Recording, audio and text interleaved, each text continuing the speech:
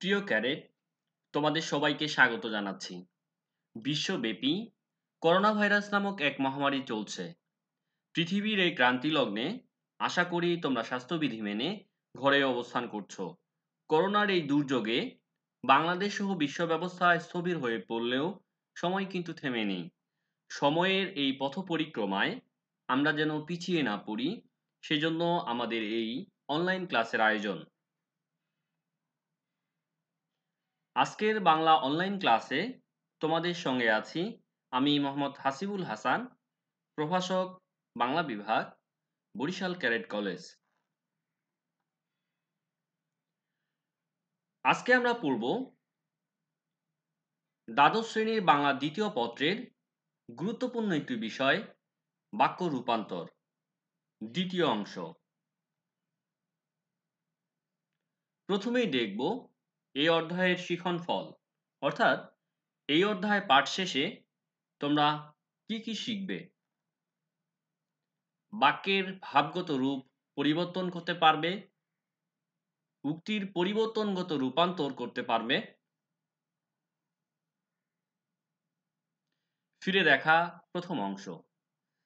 বাক্য রূপান্তরের গত ক্লাসে আমরা যে বিষয়গুলো শিখেছিলাম তা এক নজরে দেখে নিই। বাক্যান্তরের সংজ্ঞার্থ, বাক্যান্তরের শ্রেণীবিভাগ, অর্থাৎ বাক্য কতভাবে কত ধরনের পরিবর্তন করা যায় সেই বিষয়টা আমরা দেখেছিলাম,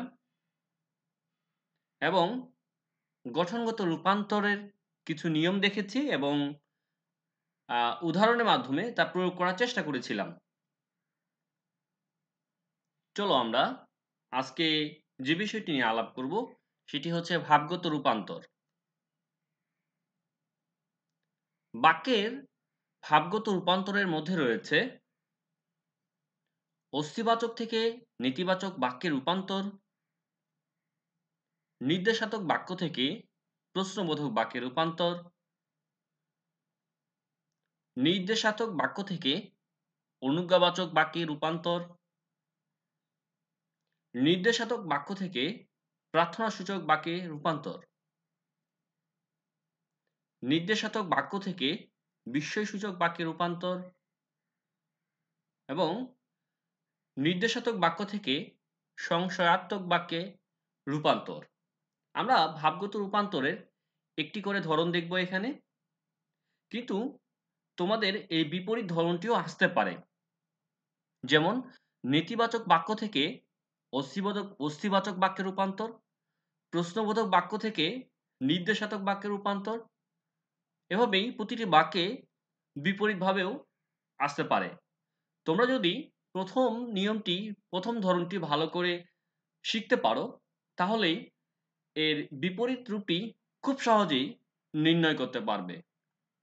চলো আমরা এর বিস্তারিত নিয়ম এবং উদাহরণ মাধ্যমে প্রয়োগ দেখি। প্রথমেই অস্তিবাচক বাক্য থেকে নেতিবাচক বাক্যে রূপান্তর। শর্ত: বাক্যের অর্থ অপরিবর্তিত থাকবে, অর্থাৎ বাক্যের কোনো অর্থ পরিবর্তন করা যাবে না। আরো ভালো করে যদি বলি, অস্তিবাচক বাক্য থেকে নেতিবাচক বাক্যে রূপান্তর করার ক্ষেত্রে আমাদের যে বিষয়টি সবচেয়ে বেশি গুরুত্ব দিয়ে মাথায় রাখতে হবে সেটি হচ্ছে অর্থের পরিবর্তন করা যাবে না। আমরা দেখব নিয়মগুলো। প্রথম নিয়ম হচ্ছে অস্তিবাচক বাক্য থেকে নেতিবাচক বাক্যে রূপান্তর করার ক্ষেত্রে কিছু নয়ার্থক অব্যয় যোগ করতে হয়। যেমন না, নয়, নহে, নি, নেই, নাহি, নাই প্রভৃতি। এরপরে আমরা দেখব কোনো ক্ষেত্রে আমরা নয়ার্থক অব্যয় ব্যবহার করলেও বাক্যের নেতিবাচক অর্থটি পরিবর্তিত হয়ে যায়, কিন্তু আমাদের শর্ত হচ্ছে অর্থ পরিবর্তন করা যাবে না। সেক্ষেত্রে আমরা কি করতে হয়, অস্তিবাচক বাক্যের একটি বিপরীত শব্দ ব্যবহার করতে হয় এবং বিপরীত শব্দ ব্যবহার করে বাক্যের হ্যাঁ সূচক বা অস্তিবাচক ভাবটি বজায় রাখতে হয়। তবেই আমরা অস্তিবাচক থেকে নেতিবাচক করতে গেলে অর্থের পরিবর্তন হবে না। চলো আমরা উদাহরণ দিয়ে দেখি বিষয়টি। প্রথমে একটি অস্তিবাচক শব্দ ব্যবহার করছি, বাক্য ব্যবহার করছি। মিথ্যাবাদীকে সবাই অপছন্দ করে। নেতিবাচক বাক্য, মিথ্যাবাদীকে সবাই পছন্দ করে না। এখানে আমরা যে নিয়মগুলো পরিবর্তন করেছি, যে নিয়মগুলো দেখেছি এবং এগুলো পরিবর্তন করেছি অস্তিবাচক থেকে নেতিবাচক বাক্যে, প্রথম বাক্যটিতে একটু ভালো করে খেয়াল করি। প্রথমে আমরা অস্তি থেকে নেতিবাচক করার ক্ষেত্রে না বাচক যে নয়ার্থক অব্যয়টি এটি ব্যবহার করেছি এবং দেখো যদি শুধু না করতাম তাহলে এখানে অস্তি থেকে নেতিবাচক বাক্যে রূপান্তরের ক্ষেত্রে যে শর্তটি ছিল সেটি ক্ষুণ্ণ হতো, অর্থাৎ অর্থের পরিবর্তন ঘটতো। কিন্তু আমরা যখন অপছন্দ শব্দটির বিপরীত শব্দ পছন্দ শব্দটি ব্যবহার করেছি তখন অস্তিবাচকের যে রূপটি ছিল, অর্থটি ছিল নেতিবাচক বাক্যে সেটি অপরিবর্তিত রয়ে গেল। আমরা আরো একটি উদাহরণ দিয়ে দেখি। কথাটায় তার বিশ্বাস হয়। চেষ্টা করো তোমরা নেতিবাচক বাক্যে রূপান্তর করার ক্ষেত্রে কি হতে পারে। দেখো আমার সঙ্গে মিলিয়ে নাও। কথাটায় তার অবিশ্বাস হয় না। তাহলে আগের নিয়মটাই ছিল, বিশ্বাসের আমরা বিপরীত শব্দ ব্যবহার করেছি অবিশ্বাস এবং না শব্দটি ব্যবহার করেছি যা অস্তিবাচকের যে রূপটি ছিল হাবাচক রূপটি, নেতিবাচক বাক্যেও হাসূচক বাক্যটি রয়েছে। এরপরে দেখব আমার কথা মনে রাখিও। তোমরা চেষ্টা করো নেতিবাচক বাক্যে কি হবে। আমার কথা ভুলিও না। এবারে দেখো আমি সবসময় সত্য কথা বলি। এর নেতিবাচক রূপটি কি হবে তোমরা চেষ্টা করো। নিশ্চয়ই তোমরা চেষ্টা করছো। এবার আমার সঙ্গে মিলিয়ে নাও। আমি মিথ্যে কথা জীবনে বলিনি। নিশ্চয়ই তোমার সঙ্গে মিলেছে কথাটি। এরপরে আমরা আরো উদাহরণ দেখি। মানুষ মরণশীল। নেতিবাচক বাক্য কি রূপ হবে? মিলিয়ে নাও। মানুষ অমর নয়। আরেকটি দেখো অস্তিবাচক বাক্য রহিম স্বাস্থ্যহীন। নেতিবাচক বাক্যে রূপান্তর করতে হলে দেখো রহিমের স্বাস্থ্য ভালো নয়। অস্তিবাচক বাক্য আজকাল সব জিনিসই দুর্লভ। নেতিবাচক বাক্যে আজকাল কোনো জিনিসই সুলভ নয়। আমরা আরো একটি উদাহরণ দেখি। জন্মভূমিকে সবাই ভালোবাসে। তোমরা এই বাক্যটির নেতিবাচক করার চেষ্টা করো। নিশ্চয়ই তোমরা চেষ্টা করছো। চলো আমরা এখন দেখি এর নেতিবাচক রূপটি। নেতিবাচক রূপটি হচ্ছে জন্মভূমিকে ভালোবাসে না এমন কেউ নেই। নিশ্চয়ই আমরা এই উদাহরণগুলোর মধ্যে যা শিখলাম অস্তিবাচক থেকে নেতিবাচক রূপান্তরের, তোমরা এটির যদি বিপরীত রূপটি আসে নেতিবাচক রূপটি থেকে অস্তিবাচক রূপটি তোমরা নিশ্চয়ই খুব সহজেই নির্ণয় করতে পারবে। এরপরে আমরা দেখব নির্দেশাত্মক বাক্য থেকে প্রশ্নবোধক বাক্যে রূপান্তরের কিছু নিয়ম। শর্ত বাক্যের অর্থ অপরিবর্তিত থাকবে, অর্থাৎ বাক্যের কোনো অর্থ পরিবর্তন করা যাবে না।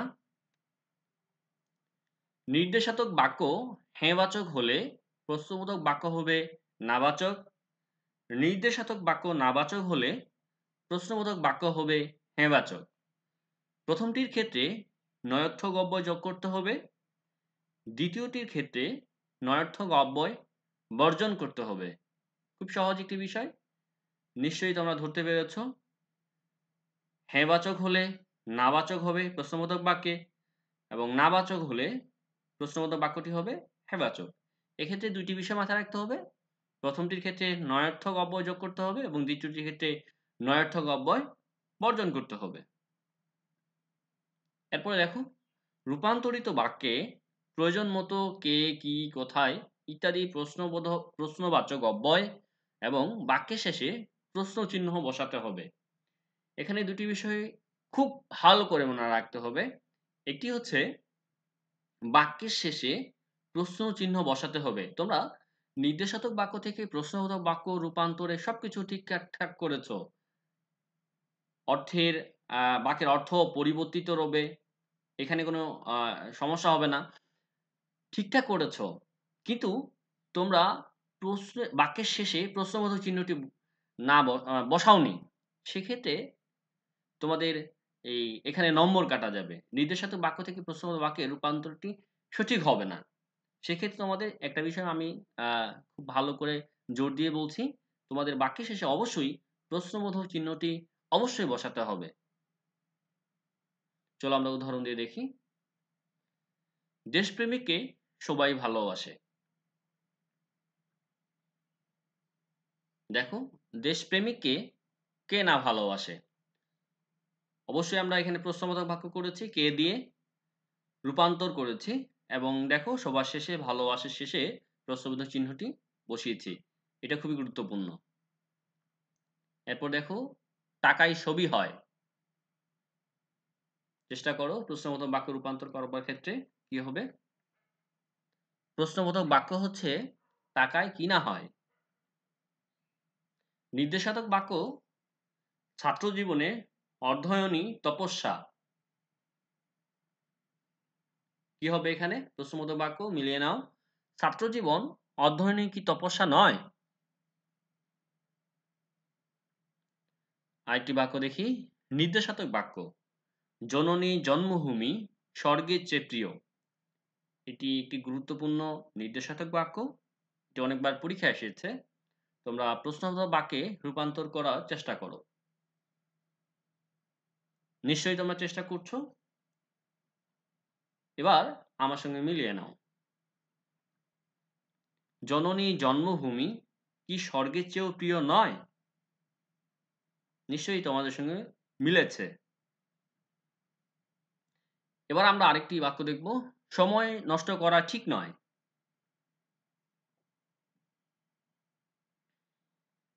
প্রশ্নবোধক বাক্য কি হবে? মিলিয়ে নাও। কেন সময় নষ্ট করো? চলো আমরা আরেকটি দেখি। নির্দেশাত্মক বাক্য থেকে অনুজ্ঞাবাচক বাক্যে রূপান্তরের কিছু নিয়ম দেখি। শর্ত আগের মতোই। নির্দেশাত্মক বাক্য থেকে অনুজ্ঞাবাচক বাক্যে রূপান্তর করার ক্ষেত্রে কখনোই অর্থ পরিবর্তন করা যাবে না। বাক্যের কর্তা সাধারণত মধ্যম পুরুষের হয়, তবে অনেক সময় কর্তা নাও থাকতে পারে। ক্রিয়াপদের ব্যবহার কর্তা অনুযায়ী হবে।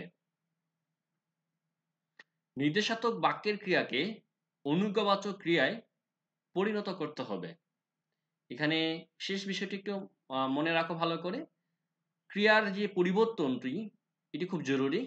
নির্দেশাত্মক বাক্য থেকে অনুজ্ঞাবাচক রূপান্তরের ক্ষেত্রে যে নির্দেশাত্মক বাক্যে যে ক্রিয়াটি থাকবে এটি অনুজ্ঞাবাচক, অর্থাৎ আদেশ, অনুমতি এই বিষয়গুলো একটি রূপে ক্রিয়াকে পরিণত করতে হবে। চলো আমরা উদাহরণের মাধ্যমে দেখি। দেশের সেবা করা কর্তব্য। কি হবে দেখো অনুজ্ঞাবাচকে? দেশের সেবা করবে। তোমার ভীত হওয়া উচিত নয়। অনুজ্ঞাবাচক কি হবে? তুমি ভীত হয়ো না। নিশ্চয়ই তোমরা বুঝেছো বিষয়টি। আরেকটি বাক্য দেখি। নির্দেশাত্মক বাক্য দুজনকে দূরে রাখা উচিত।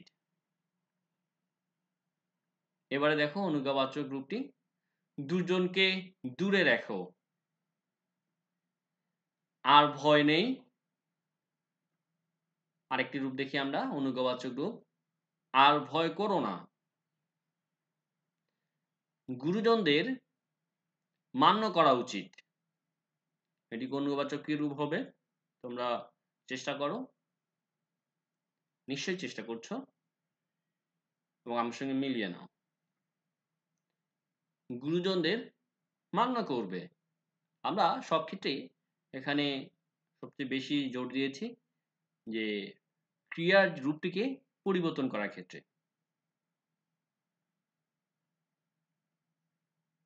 এ পর্যায়ে নির্দেশাত্মক বাক্য থেকে প্রার্থনাসূচক বাক্যে রূপান্তরের কিছু নিয়ম দেখব। শর্ত আগের মতোই, বাক্যের অর্থ অপরিবর্তিত থাকবে। ভবিষ্যৎকাল নির্দেশক ক্রিয়াকে ইচ্ছামূলক বা প্রার্থনাসূচক বর্তমান কালের ক্রিয়ায় রূপান্তরিত করতে হবে। প্রার্থনা করি, কামনা করি প্রভৃতি উপবাক্য বর্জন করতে হবে। আমরা উদাহরণ দিয়ে দেখি। তোমার দীর্ঘ জীবন কামনা করছি। প্রার্থনাসূচক বাক্যে রূপান্তর করলে যেটি হয়, তুমি দীর্ঘজীবী হও। এরপরে নির্দেশাত্মক বাক্য, তোমার সুখ কামনা করি। প্রার্থনাসূচক বাক্য হচ্ছে সুখী হও। নির্দেশাত্মক বাক্য হচ্ছে খোদার কাছে তোমার দীর্ঘায়ু কামনা করি। প্রার্থনাসূচক বাক্য, খোদা তোমাকে দীর্ঘায়ু করুন।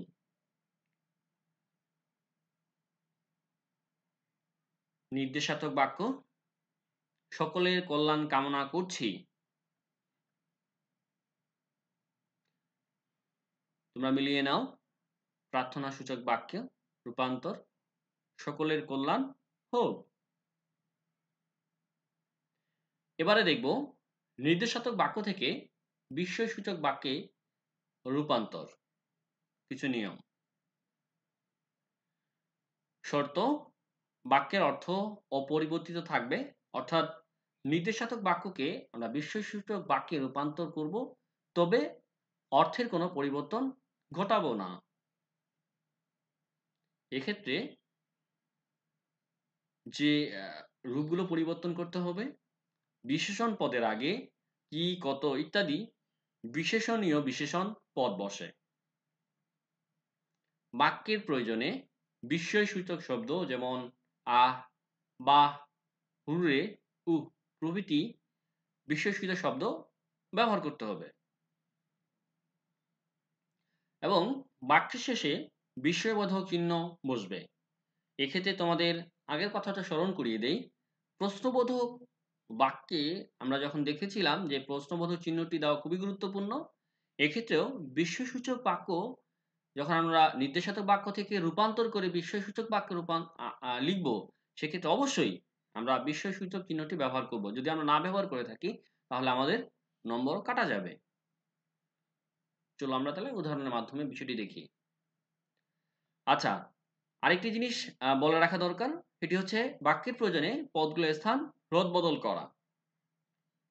আমরা একটি বাক্যের সৌন্দর্য নির্ণয় করার ক্ষেত্রে আরেকটি বিষয় যেটি হচ্ছে যে প্রয়োজনে আমরা পদগুলো সামনে পিছনে নিতে পারি। এটা ভাষার সৌন্দর্যের জন্য অথবা আমাদের ভঙ্গিকে সুন্দরভাবে প্রকাশ করার জন্য। চলো আমরা উদাহরণের মাধ্যমে দেখি। নির্দেশাত্মক বাক্য একটি, দৃশ্যটি বড়ই সুন্দর। বিস্ময়সূচক বাক্য, দৃশ্যটি কি সুন্দর। আমরা সুন্দরের পরে বিস্ময়সূচক চিহ্ন ব্যবহার করেছি এবং কি বিশেষণীয় বিশেষণ শব্দ ব্যবহার করছি। সেই বাঁশির সুর ভারী মিষ্টি। সেই বাঁশির সুর কি মিষ্টি। এবারে দেখো নির্দেশাত্মক একটি বাক্য, ত্যাগের এ মহিমা অপূর্ব। বিস্ময়সূচক বাক্য কি হবে দেখো, কি অপূর্ব ত্যাগের এ মহিমা। দেখো এখানে আমরা বাক্যের প্রয়োজনে আমরা জায়গাগুলো পরিবর্তন করি। শেষ পদটিকে আমরা সামনে ব্যবহার করেছি এবং সবার শেষে বিস্ময়সূচক চিহ্নটি ব্যবহার করেছি।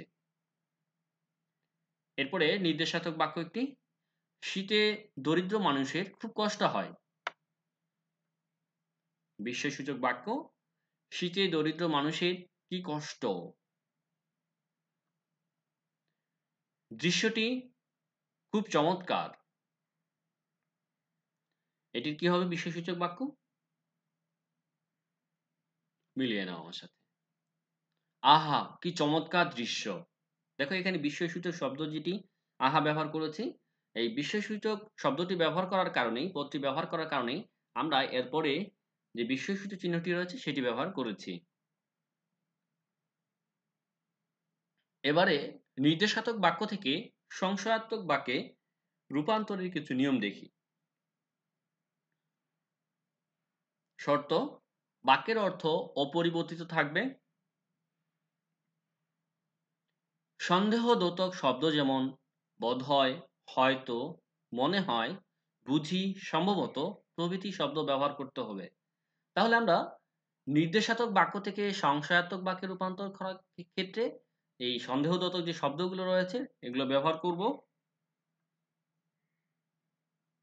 আমরা উদাহরণ দিয়ে দেখি। নির্দেশাত্মক বাক্য তাদের জয় হবে। সংশয়াত্মক বাক্য তাদের বোধহয় জয় হবে। আমরা এখানে বোধহয় শব্দটি সন্দেহদ্যোতক একটি শব্দ, পদ, এই পদটি ব্যবহার করেছি। এরপরে আমরা আরেকটু দেখি। অঙ্কগুলো খুব কঠিনই হবে। সংশয়াত্মক বাক্য কি হবে? তোমরা চেষ্টা করো। নিশ্চয়ই চেষ্টা করছো এবং আমার সাথে এবার মিলিয়ে নাও। সংশয়াত্মক বাক্য, অঙ্কগুলো খুব কঠিন হবে বোধহয়। আরেকটি উদাহরণ দেখি। মনের ভুলে তাকে নিশ্চয়ই কিছু বলেছি। মনের ভুলে তাকে নিশ্চয়ই কিছু বলেছি। সংশয়াত্মক বাক্য একটি রূপান্তরের চেষ্টা করো। নিশ্চয়ই চেষ্টা করছো। এবারেই মিলিয়ে নাও আমার সাথে। হয়তো মনের ভুলে তাকে নিশ্চয়ই কিছু বলেছি। আমরা এখানে হয়তো দিয়ে একটি সংশয় তৈরি করেছি বাক্যটিতে। এরপরে দেখো, সে যেন শুনতে না পায়। এই বাক্যটিকে আমরা রূপান্তর করব এভাবে, পাশে সে শুনতে পায়। আমরা ভাবগত রূপান্তরের ক্ষেত্রে অনেকগুলো রূপান্তর দেখেছি। এছাড়াও ব্যাকরণিক পরিভাষার ক্ষেত্রে আমরা আরো অনেকগুলো রূপান্তর দেখি। সেই উদাহরণগুলো এক নজরে একটু দেখি। নেতিবাচক বাক্য, সরস্বতী বোর দেবেন না। এই বাক্যটিকে আমরা দেখব প্রশ্নবোধক বাক্যে রূপান্তর করা। সরস্বতী বোর দেবেন কি? একটি নির্দেশাত্মক বাক্য। এই গল্পটি ভোলা যায় না। আমরা যদি এই বাক্যটিকে কারণাত্মক বাক্যে রূপান্তর করি তাহলে কিভাবে হবে? এই গল্পটি এমন যে তা ভোলা যায় না। আরেকটি দেখি। এই কলেজে ভালো ছাত্রদের ভর্তি করা হয়। এটি কারণাত্মক বাক্যে রূপান্তর করলে যেটি হবে, তারা ভালো ছাত্র তাই তাদের এই কলেজে ভর্তি করা হয়। তোমাদের এক্ষেত্রে একটু বলে রাখি, কারণাত্মক বাক্যে রূপান্তর করবার ক্ষেত্রে যেটি বিষয় মনে রাখতে হবে, প্রথম বাক্যটি যে বাক্যটি থেকে আমরা রূপান্তর করব সেই বাক্যটির একটি কারণ প্রথমে উল্লেখ করতে হবে। তারপরে বাকি অংশটুকু বর্ণনা করতে হবে। এখানে কলেজে ভর্তি করা হয় তাদেরকে কেন? কারণ তারা ভালো ছাত্র। একটি কারণ বলেছি ভালো ছাত্র। গল্পটি ভোলা যায় না কেন? কারণটা হচ্ছে গল্পটি খুব চমৎকার। এমন একটি ভাব আমরা বর্ণনা করছি। এরপরে আমরা একটু অন্য উদাহরণ দেখি। অস্তিবাচক বাক্য, ভুল সকলেই করে। প্রশ্নবোধক বাক্যে কি হবে? ভুল কি সকলেই করে না? এবং আরেকটি উদাহরণ দেখব। এতে দোষ কি? এটি একটি প্রশ্নবোধক বাক্য। এটি যদি নেতিবাচক বাক্যে রূপান্তর করি তাহলে কি হবে? এতে দোষ নেই। এ পর্যায়ে আমরা দেখব উক্তির পরিবর্তনগত রূপান্তর।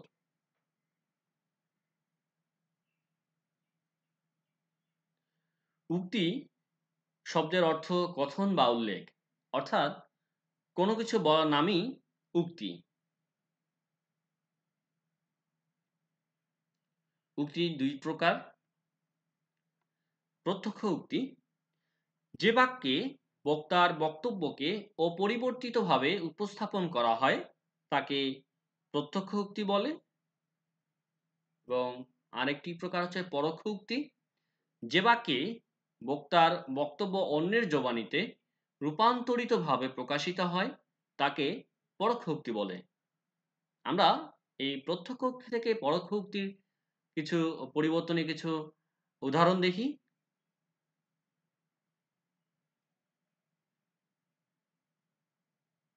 প্রত্যক্ষ উক্তি, তিনি আমাকে জিজ্ঞাসা করলেন তোমার নাম কি। পরোক্ষ উক্তিতে যে রূপান্তরিত হয়, তিনি আমাকে আমার নাম জিজ্ঞাসা করলেন। প্রত্যক্ষ উক্তিতে শিক্ষক তাকে বললেন চুপ করো। পরোক্ষ উক্তিতে শিক্ষক তাকে চুপ করতে আদেশ করলেন। আমরা দেখি আরেকটি, তিনি বললেন দয়া করে ভেতরে আসুন। এটির পরোক্ষ উক্তি কি হবে? চেষ্টা করো। তিনি ভেতরে যেতে অনুরোধ করলেন। আরেকটি দেখি, সায়ান বলল আমি এখন বেশ সুস্থ আছি। পরোক্ষ উক্তি হচ্ছে সায়ান বলল যে সে তখন সুস্থ ছিল। এবারে আমরা একটু সামারি দেখি। আজকের ক্লাসে যে বিষয়গুলো শিখলাম তা এক নজরে দেখে নেই। প্রথমে আমরা শিখেছি ভাগগত বাক্য রূপান্তর, কিছু নিয়ম এবং কিছু পরিবর্তন এর উদাহরণ। এরপরে শিখেছি উক্তির পরিবর্তনগত রূপান্তর এবং এর কিছু উদাহরণ। এ পর্যায়ে প্রশ্নোত্তর পর্ব। আজকের পাঠ সম্পৃক্ত তোমাদের যদি কোনো প্রশ্ন থাকে তাহলে অবশ্যই আমাকে মন্তব্যের ঘরে জানিয়ে দেবে। আমি চেষ্টা করব তোমাদের সেই প্রশ্নের উত্তরগুলো জানিয়ে দেওয়ার। অনুশীলনমূলক কাজ। এ অধ্যায় থেকে কিছু বাক্যান্তর দিচ্ছি, তোমরা সেটা অনুশীলন করবে এবং আমাকে সেই অনুশীলনমূলক কাজটির যা করেছো সেটি আমাকে পাঠিয়ে দেবে। এখানে বন্ধনীর নির্দেশ অনুসারে বাক্যান্তর করো। তাদের ঘুম এখনো ভাঙেনি, এটা অস্তিবাচক বাক্যে রূপান্তর করবে। দয়া করে কিছু বলবেন না, নির্দেশাত্মক বাক্যে রূপান্তর করবে। ফুলটি খুব সুন্দর, বিস্ময়সূচক বাক্যে রূপান্তর করবে। বিপদে অধীর হতে নেই, অনুজ্ঞাবাচক রূপে রূপান্তর করবে।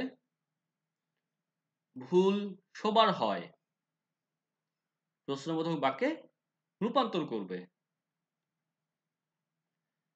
এবার হোমওয়ার্ক। এখানে একটি হোমওয়ার্ক দিয়েছি। অস্তিবাচক বাক্য থেকে নেতিবাচক বাক্যে রূপান্তরের নিয়ম উদাহরণ সহ লিখবে। তোমরা এই হোমওয়ার্কটি করবে এবং আমাকে মন্তব্যের ঘরে পাঠিয়ে দেবে। এক্ষেত্রে বলে রাখা দরকার, তোমরা চাইলে খাতায় লিখেও আমাকে ছবি তুলে পাঠাতে পারো।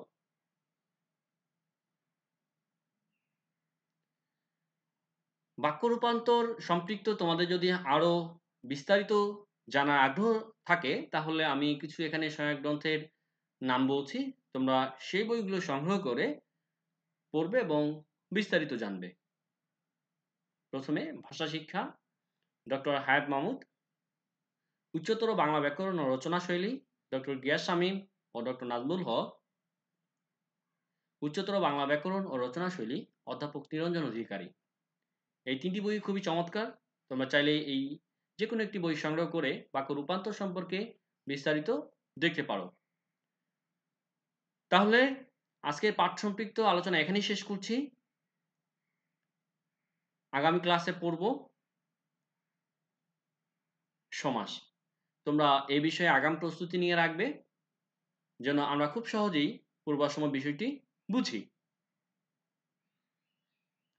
তাহলে আজ আর নয়, করোনার এই সংকটকালে তোমরা ঘরেই থাকো, সুস্থ থাকো এবং নিয়মিত পড়াশোনা চালিয়ে যাও। এই প্রত্যাশায় এখানে শেষ করছি। আল্লাহ হাফেজ।